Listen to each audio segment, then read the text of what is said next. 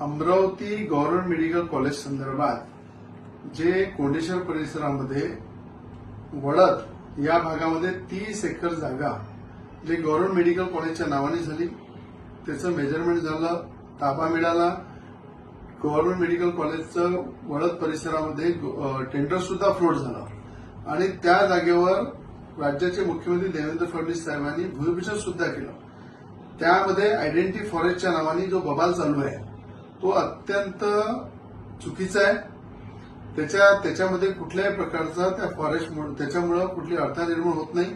अशाच प्रकारे जागेवर गोंदियामध्ये, चंद्रपूरमध्ये आणि गडचिरोलीमध्ये अशाच जागेवर गव्हर्नमेंट मेडिकल कॉलेजचं काम सुद्धा सुरू झालेलं आहे. म्हणून कुठलीही अडचण त्याच्यामध्ये नाहीये. राज्याचे मुख्यमंत्री देवेंद्र फडणवीस साहेबांची मी आज भेट घेतली. त्यांनी अधिकाऱ्यांना निर्देश दिलेले आहे की वडद परिसरामध्ये, कोंडेश्वर परिसरामध्येच गव्हर्नमेंट मेडिकल कॉलेजची इमारत बनणार, ती बदलणार नाही. त्यांना मी पुन्हा मागणी केली की अमरावतीमध्ये एम्स हे हॉस्पिटल सुद्धा अमरावतीमध्ये मंजूर करा. त्या संदर्भात अमरावती शहरामध्ये जर चांगली जागा असेल तर त्या ठिकाणी एम्स हॉस्पिटल आणू. आपल्याला एकच्या जागी 2 हॉस्पिटल असले चालेल, पण या ठिकाणी मंजूर झालेलं गव्हर्नमेंट मेडिकल कॉलेज त्याच्यावर राजकारण करून राजकीय पोळ्या शेकण्याचं काम करू नका.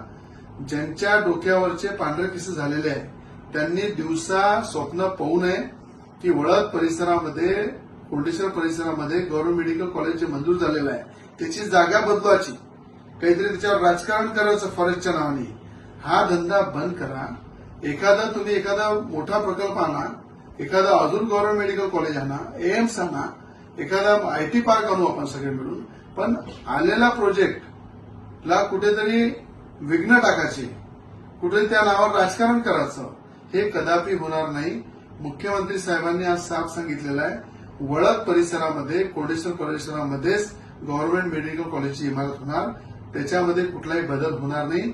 म्हणून जे दिवसा स्वप्न पाहतात त्यांना माझं सांगणं आहे की तुमचे केसेस जरी पांढरे झाले असेल तरी या राजकारणामध्ये, विकासाच्या कामामध्ये रवी राणाचा अनुभव तगडा आहे.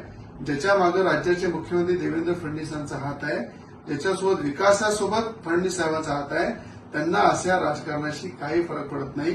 म्हणून गव्हर्नमेंट मेडिकल कॉलेज अमरावतीचं हे वडद परिसरामध्ये, कोंडेश्वर परिसरामध्ये होणार. म्हणून आपल्याला सांगणं आहे, याच्यामध्ये कुठलं राजकारण करू नका. हे काम त्याच ठिकाणी सुरू होणार.